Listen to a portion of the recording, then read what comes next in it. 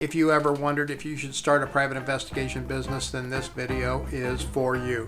Welcome to the PI Guy, tips, tricks, and advice for professional private investigators just like you. My name is John Morris. I am a licensed professional private investigator in Colorado.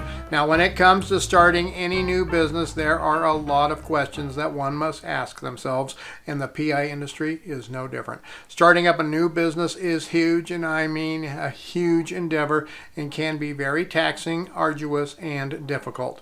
Now, I am not trying to dissuade anybody from getting into the business. In fact, I would encourage you to watch this video in its entirety so you know the questions that you must ask yourself and the challenges that you will encounter while starting up your new private investigations business. I will be going over a list of areas where you need to evaluate yourself as you work through the process of deciding whether you should start up a new PI business, or even if you already have a PI business, should you be in this type of business. Now, there is no pass or fail to these questions. In fact, you may answer negatively to every area that we will discuss, and you may still be able to open a successful PI business. Having gone through these exercises, answering these questions, you will know a lot more about where you need to focus your attention on. Let's first discuss responsibility. How do you handle responsibility? And I'm not just talking about personal responsibility. Of course, that's something to be considered too.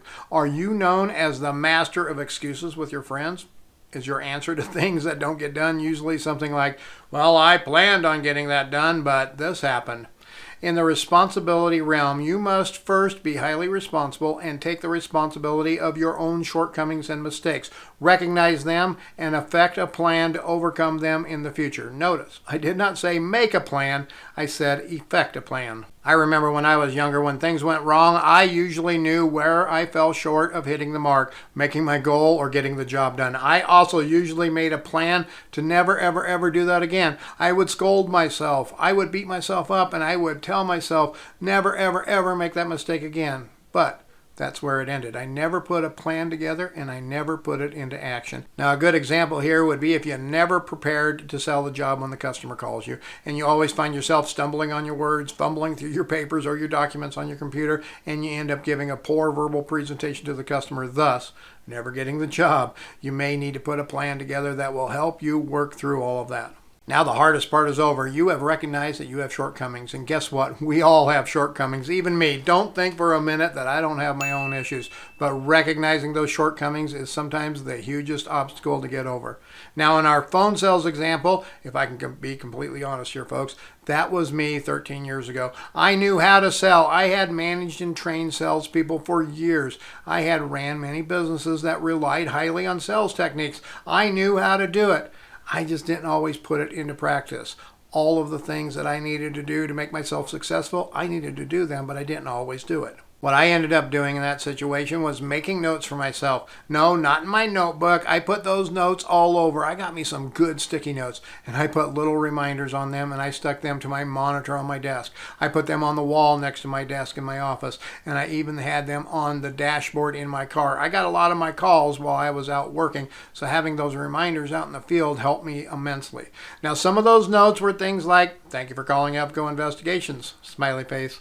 I didn't need my entire phone answering spiel. I just needed to remind myself to start that way and to smile while I answered the phone. Other notes were things like minimum retainer. I had to put minimum retainer in there, so I reminded myself to not take jobs that were below the minimum retainer. You see, in that example, I recognized my shortcomings. Pat on the back. Then I made a plan. Pat on the back number 2. And then I put that plan into play by making and placing my notes. Hey, pat number 3, right?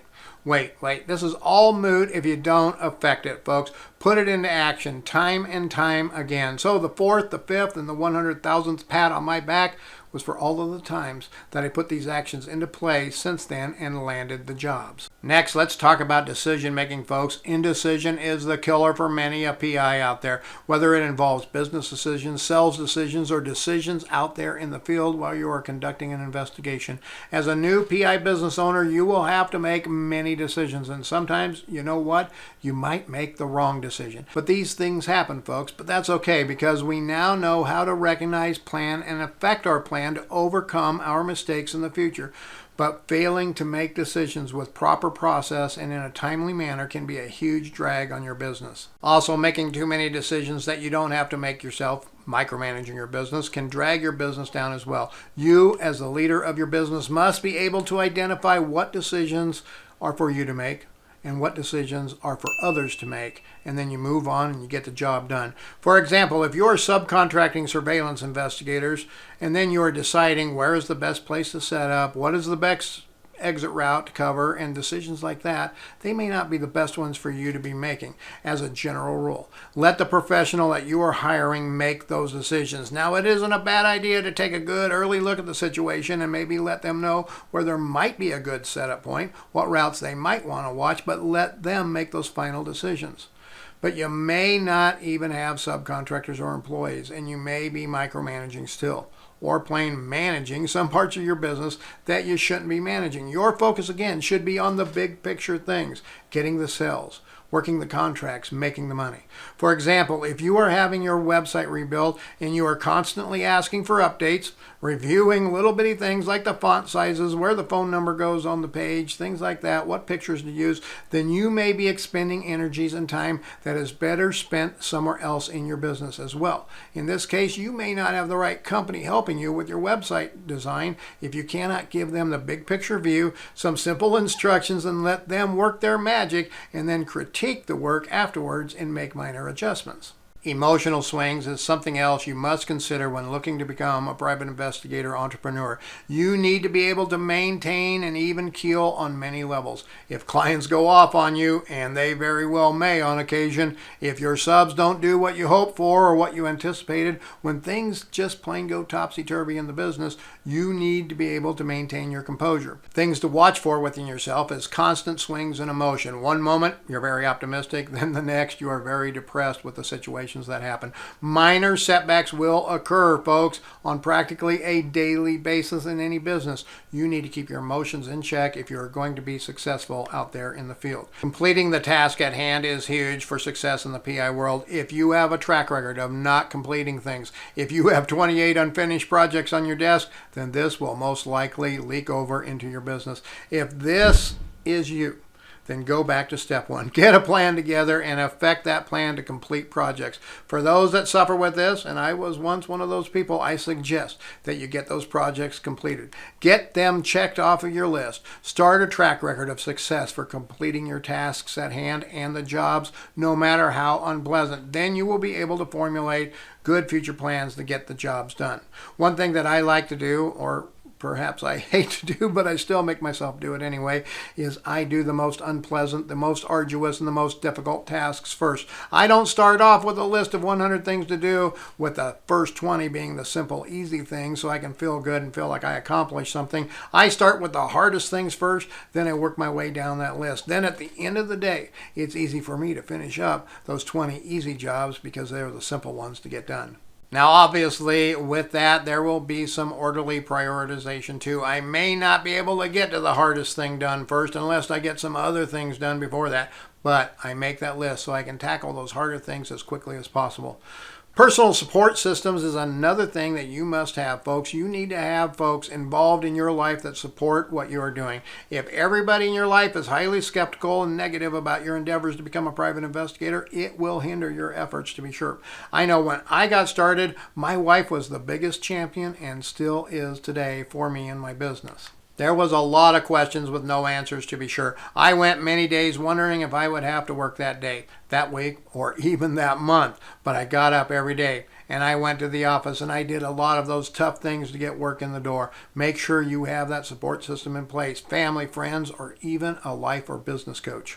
Being stuck in the old ways, always doing what is familiar, and having that mindset of that's the way we always did it is another huge stumbling block to watch out for. The world of business is a-changing, folks. There are huge dynamic shifts in service demand out there, and technology is always changing as well. If you are stuck with what you know is always best, if you are always comfortable with what you're comfortable with, then your business is bound to suffer because of it. In this ever-changing business world, you must be able to let go of the familiar. You must be able to work with the new things from an objective viewpoint. New opportunities to improve your business will arise, and you need to be able to evaluate and make decisions as to whether or not it is something that you need to pursue. Some may need pursued. Some may just inspire you for new ways of doing business and new ways of thinking. Not keeping your word can be a huge problem as well in the PI world, or for any business for that matter. Honesty is fundamental in the industry as well in business and personal lives. You must be able to be honest and meet your obligations that you promise to your clients and your customers, or you will not be in business for very long. Simple and easy to follow rules to help you here. Don't make promises you can't keep. Don't offer services you can't follow through with. And put a system in place that will help you be organized with all of that. That leads us right into disorganization. If you are chronically disorganized like I am, this can create some issues for your business. I have a fairly simple system in place to help me in this area. I try to keep everything as electronic as possible so the mounds of paperwork do not become overwhelming to me. I know I can get overwhelmed if my desk gets too cluttered and I have no idea where anything is. So having a place for everything, electronic if possible, helps me stay organized.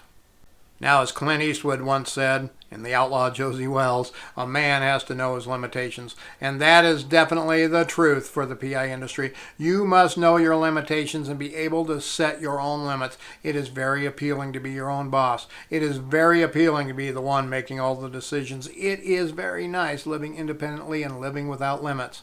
But those no-limit moments, folks, is what can sink your business fairly quickly. You need to be able to identify your weaknesses, set rules, processes, and procedures in place for yourself that will help you stay disciplined.